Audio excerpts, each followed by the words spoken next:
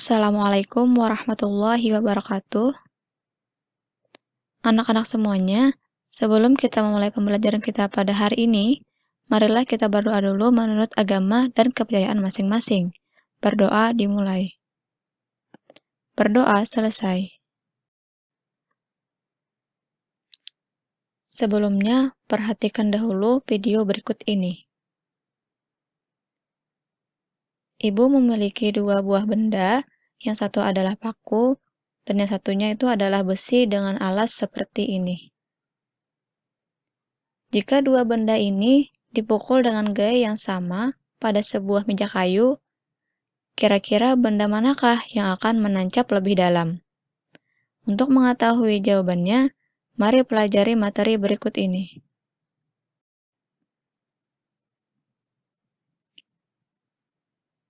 Adapun tujuan pembelajaran kita pada hari ini yaitu menjelaskan dan memformulasikan tekanan dan hukum utama hidrostatis. Menganalisis penerapan tekanan dan hukum utama hidrostatis dalam kehidupan sehari-hari, menjelaskan dan memformulasikan hukum Pascal, menganalisis penerapan hukum Pascal dalam kehidupan sehari-hari.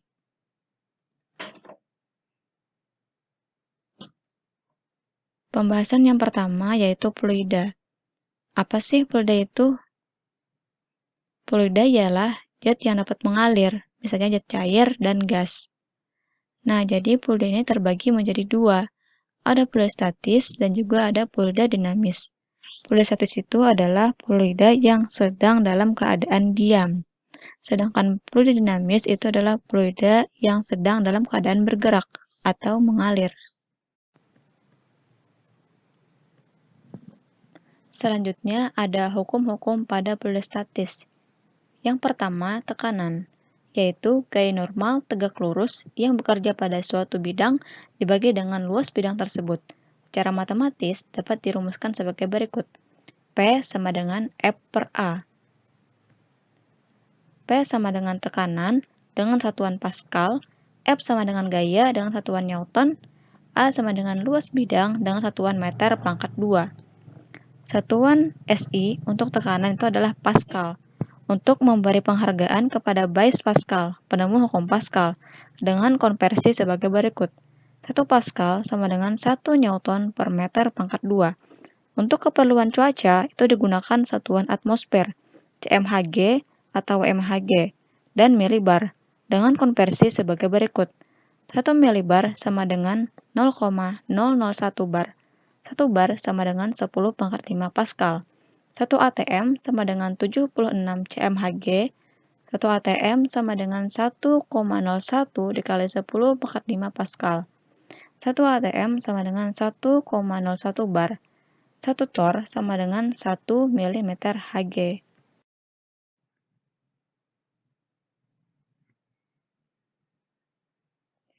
Penerapan tekanan. Yang pertama pada pemain luncur es.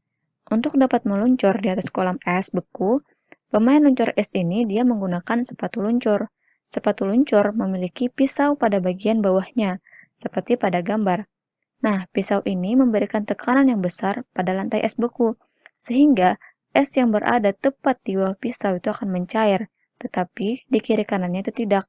Nah, cairan tepat di bawah pisau ini berfungsi sebagai pelumas, sedangkan es beku di kiri kanan pisau tetap mencengkram pisau, sehingga sepatu luncur beserta pemain dapat meluncur dari kolam beku. Yang kedua, pada pemain ski. Nah, pada pemain ski ini justru harus menggunakan sepatu ski yang memiliki luas bidang cukup besar. Dapat dilihat pada gambar. Nah, itu agar tekanan yang diberikan pemain ski yang berdiri pada sepatu ski tidak membuat salju mencair, dan pemain ski dapat meluncur di atas salju. Selanjutnya ada contoh soal. Sebuah balok memiliki panjang 40 cm, lebar 20 cm, dan tinggi 60 cm. Balok tersebut memiliki massa sebesar 120 kg, berada di atas lantai. Jika gravitasi sama dengan 10 meter per sekon kuadrat, berapakah tekanan balok pada lantai? Pada soal, diketahui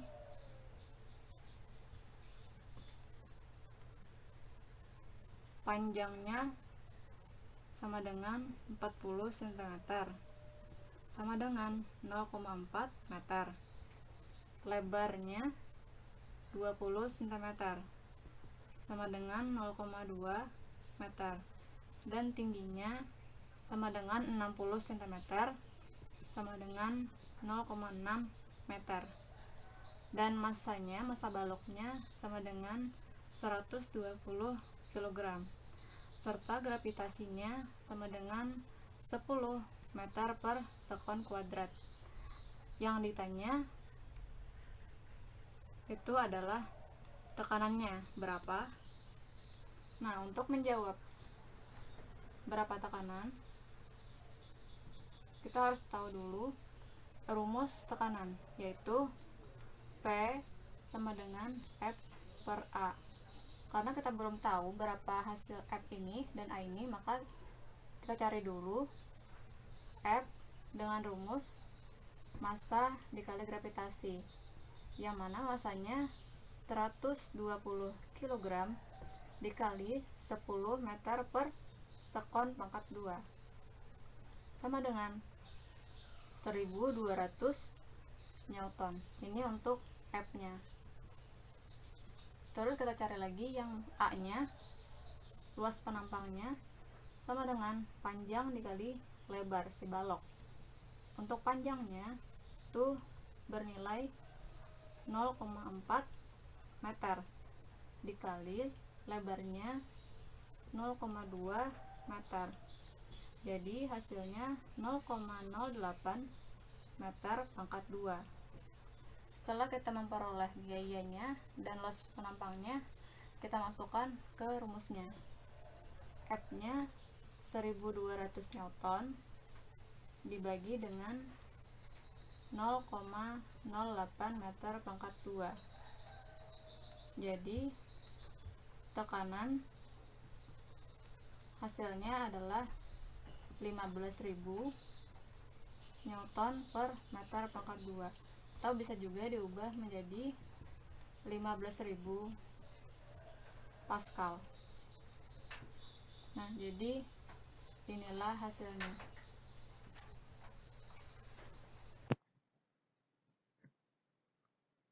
Selanjutnya ada tekanan hidrostatis, yaitu tekanan jet cair yang hanya disebabkan oleh beratnya sendiri, dengan rumus pH sama dengan rho GH. pH sama dengan tekanan hidrostatis dengan satuan Newton per meter pangkat 2, rho sama dengan massa jenis fluida dengan satuan kilogram per meter pangkat 3, G sama dengan percepatan gravitasi dengan satuan meter per sekon pangkat 2, H sama dengan kedalaman titik dari permukaan fluida dengan satuan meter. Jika tekanan atmosfer di permukaan jet cair itu adalah P0, maka tekanan mutlak pada tempat atau titik yang berada pada kedalaman H adalah P sama dengan P0 ditambah rho GH.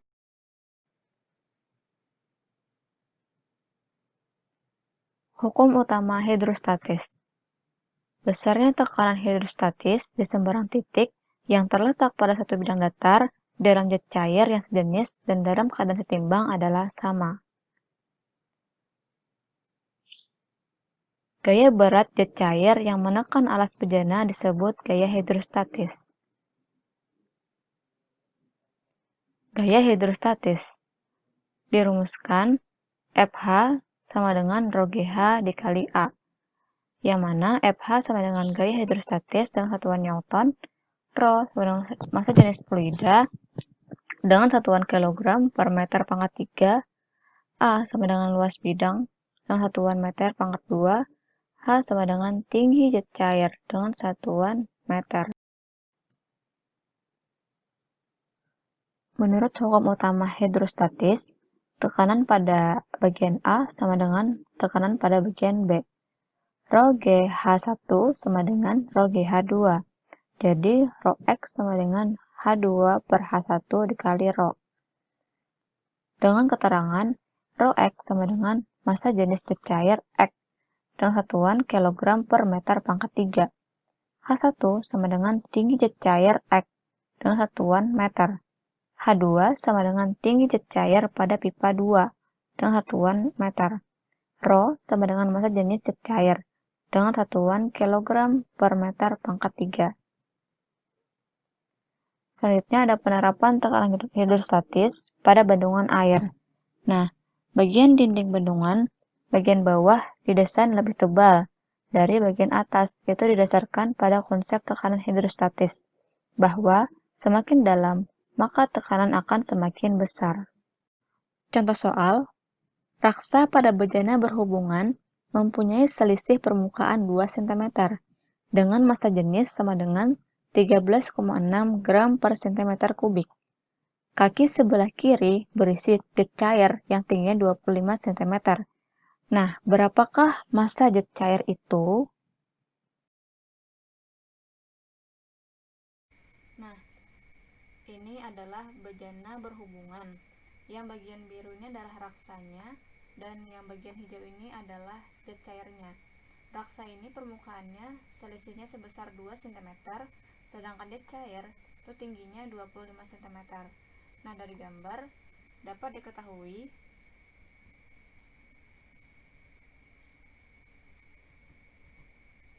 yang pertama, tinggi raksanya. H raksa itu sama dengan 2 cm. Ini kita anggap sebagai H2. Terus ketinggian untuk jet cairnya sebesar 25 cm. Ini kita anggap sebagai H1. Dan massa jenis raksa itu sebesar 13,6 gram per cm pangkat 3.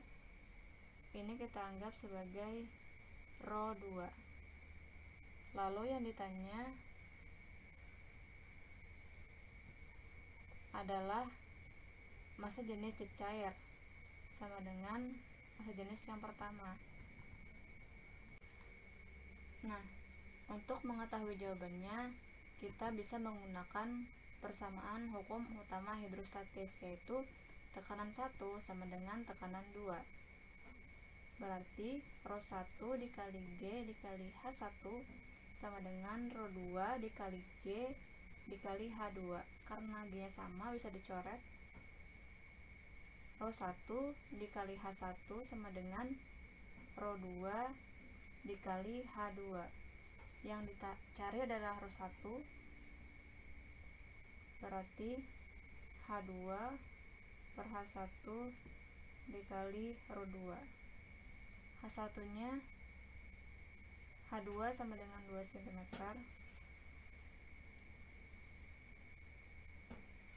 H1 nya 25 cm dikali 13,6 gram per cm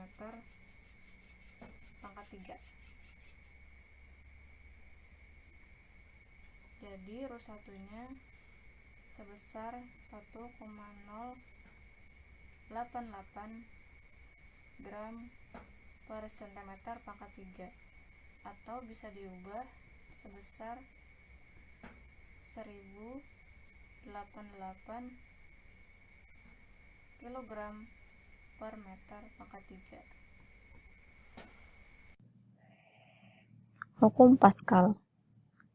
Tekanan yang diberikan pada jet cair dalam ruang tertutup diteruskan sama besar ke segala arah. Karena tekanan pada kedua pengisap itu sama, maka tekanan 2 sama dengan tekanan 1. F2 per A2 sama dengan F1 per A1. Sehingga F2 sama dengan A2 per A1 dikali F1. Dengan keterangan F1 adalah gaya pada pengisap pipa 1, A1 adalah luas penampang pengisap pipa 1, F2 adalah gaya pada pengisap pipa 2, A2 sama dengan luas penampang pengisap pipa 2. Penerapan hukum Pascal pada dongkrak hidrolik. Nah, berdasarkan hukum Pascal, bahwa Dengan memberikan gaya yang kecil pada piston yang berdiameter kecil, maka akan dapat diperoleh gaya yang besar pada pengisap atau piston yang berdiameter besar. Nah, prinsip inilah yang digunakan pada dongkrak hidrolik ini. Selanjutnya, ada mesin hidrolik pengangkat mobil. Prinsip kerjanya juga sama dengan dongkrak hidrolik tadi. Pada saat diberikan gaya pada luas penampang yang kecil, maka akan menghasilkan gaya yang besar pada luas penampang yang besar, sehingga mobil dapat terangkat. Contoh soal, sebuah alat pengangkat mobil menggunakan luas penampang pengisap kecil 10 cm pangkat 2 dan pengisap besar 50 cm pangkat 2. Berapakah gaya yang harus diberikan agar dapat mengangkat sebuah mobil 20.000 Newton? Nah, ini adalah gambar alat pengangkat sebuah mobil. Jadi dari gambar ini dapat diketahui